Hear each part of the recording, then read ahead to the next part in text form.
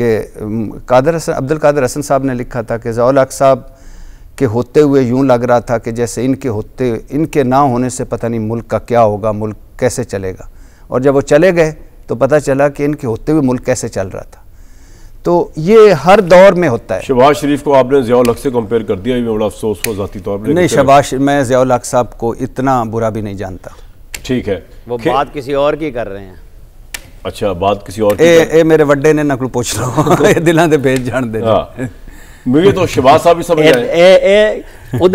उधर कामरान शायद भी नहीं जानते शहबाज शरीफ। तो आमिर इलियास राना साहब हमारे आर्मी तो चीफ और फील्ड मार्शल साहब की बात कर रहे हैं, तो वो भट्टी साहब, हुकूमत तो बड़ी मुतमिन होकर बैठी हुई है, लेकिन क्या आप एग्री करते हैं पाकिस्तान तहरीक इंसाफ जो कह रही है कि इमरान खान का रास्ता रोकने के लिए तरमीम लाई गई है और वो वापस आके इसको रिवर्ट करें, वापस आने के चांस को नजर आ रहे हैं आपको? अभी मुस्तकबिल करीब में तो कोई नहीं आ रहे, लेकिन ये भी सही है कि हमेशा अरूज नहीं रहता, हमेशा जिनके पास इक़्तिदार होता है इक़्तिदार नहीं रहता।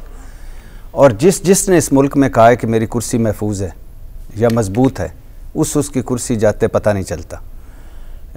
ये पहिया घूमता रहता है, दायरों का सफ़र चलता रहता है।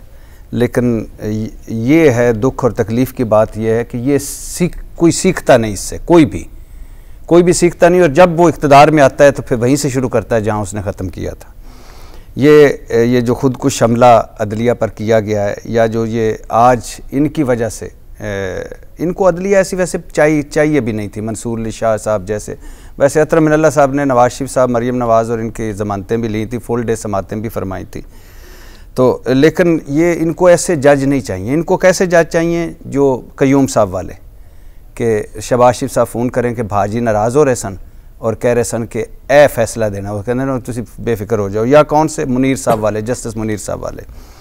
तो स्याह तरीन दिन है वाकई अदलिया के लिए, तारीख़ लम्हे हैं वाकई अदलिया के लिए, आइन के साथ वाकई खिलवाड़ है। और अब ये जो आइन पर फ़ख्र करते थे ना कि हमारे बड़ों ने बनाया है, अब मेरे ख्याल से ये बात छोड़ दें और अब कहें कि बड़ों ने हमारा आइन बनाया प्यारे बच्चों, और हमने उस आइन को दफन कर दिया।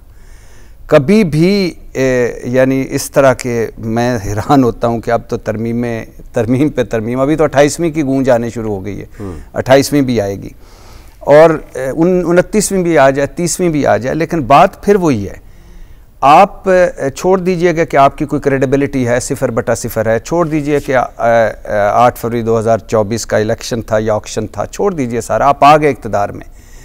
अब कुछ वो भी करें ना जो इस मुल्क को चाहिए, 25 करोड़ को चाहिए कि मईशत बेहतर हो, गवर्नेंस बेहतर हो, परफॉर्मेंस बेहतर हो। आपका बदतरीन हाल चाह रहा है मईशत में, और कहानियाँ सुना रहे हैं आपके चांद पे पहुँच गए, सूरज को मुसख्खर कर लिया, आपके पास कर्जे वापस करने के लिए पैसे नहीं रहे, सरमायाकारी है, दहशत गर्दी है, बेरोज़गारी है, गुर्बत है, महंगाई है, और ऊपर से आप ये नफ़रतें हैं, तकसीम है, और हर जगह आपने एक फ्रंट खोला हुआ है। भारत अफ़गानिस्तान अंदर हमारे खैबर पख्तूनख्वा, वफाक, महंगाई, बेरोज़गारी, गुर्बत, मईशत, क्या क्या हम, यानी अब उस तरफ भी आ जाएं, कोई बात नहीं, आपने कर ली है, 29वीं भी ले आएँ, 30वीं भी ले आएँ। 18वीं तरमीम में ज़ियाउल हक साहब की या मुशर्रफ साहब की कितनी 100 तरमीमें चली गई थी। तो जब जाने पे आती हैं तो एक लम्हा लगता है, और जब आने पे आती हैं तो उस वक्त लगता है कि पता नहीं, वो ज़ियाउल हक साहब के बारे में फ़िक्रा था ना कि अब्दुल कादिर हसन साहब ने लिखा था कि ज़ियाउल हक साहब के होते हुए यूं लग रहा था कि जैसे इनके ना होने से पता नहीं मुल्क का क्या होगा, मुल्क कैसे चलेगा।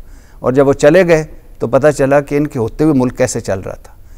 तो ये हर दौर में होता है। शहबाज शरीफ को आपने ज़ियाउल हक से कंपेयर कर दिया, ये बड़ा अफसोस हुआ ज़ाती तौर पर। नहीं, मैं ज़ियाउल हक साहब को इतना बुरा भी नहीं जानता।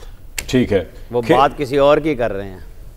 अच्छा, बात किसी और की मेरे वड्डे ने नकल पूछ लो दिलों दे भेज जान दे। मुझे तो शहबाज साहब भी समझ आए। उधर कामरान शायद भी नहीं जानते शहबाज शरीफ का। और मेरे भाई, मेरा टारगेट जो है ना बचपन से, ये पॉलिटिशियंस है। मैंने इनकी करप्शन की दास्तानें सुनी है, मैंने एक दूसरे को इन पे इल्जाम लगाते देखा है। यही पीएमएलएन की, सर मेरे माफिया मांगी, यही पीएमएलएन की पार्टी थी जो कहती थी भुट्टो साहब ने मुल्क तोड़ दिया, आज वो कह रहे हैं कि भुट्टो साहब का हम बदला ले रहे हैं। नहीं, यही पीएमएलएन थी जो कहा करती थी कि जी उन्होंने क्या क्या कुछ नहीं किया है, मैंने रुख बदला है। बेनज़ीर साहिबा की तस्वीरें जल उठे कहां से नहीं फेंकी गई के नाम से। यही पीएमएलएन थी। मिस्टर 10% कहती थी, उन्हीं जरदारी साहब को आज उन्होंने करप्शन से लेकर कत्ल खून सबका इस्तेमाल दे दिया। तो ये तो आज सेटबैक आज है जी। कुछ अगर तो आमिर इलियास राणा साहब हमारे आर्मी ये तो कोई और फील्ड मार्शल साहब की बात कर रहे हैं तो वो उस तरमीम के तो मैं हक में हूँ।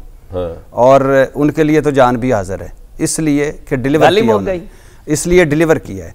और दूसरी बात यह है आमिर इलियास राणा साहब के तकलीफ या दुख होता है जो वादे करते हैं।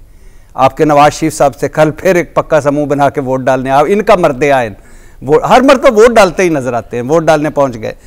तो दूसरी बात है कि मुस्लिम लीग और आमिर इलियास राणा साहब को मुबारक हो कि जिस वो मुस्लिम लीग जो जरदारी साहब को क्या कहती थी, मिस्टर 10% जार बाबा 40 चोर, अली बाबा 40 चोर, तेरा पेट चीरेंगे, तेरे पेट सड़कों पे घसीटेंगे, तुझे चौकों पे लटकाएंगे। और आज क्या कहा, जा जो किया वो भी माफ, जो बाद में करेगा वो भी माफ, जो दूसरे जन्म में करेगा वो भी माफ, और अगर 28वीं भी चाहिए तो हम हाजिर हैं और साढ़े लाख कोई हुक्म।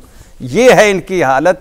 और इस पर ये कहते हैं कि आर्मी की बात करो। भाई क्यों करें, उन्होंने डिलीवर किया है, वो आज भी जान हथेली पर रख के लगे हुए हैं। आप इसकी बात करें ना जिसकी आप बात नहीं करते। आमिर साहब हंसने से ये काम हल नहीं होगा, कोस्तानी साहब के पास जाना पड़ेगा लेके।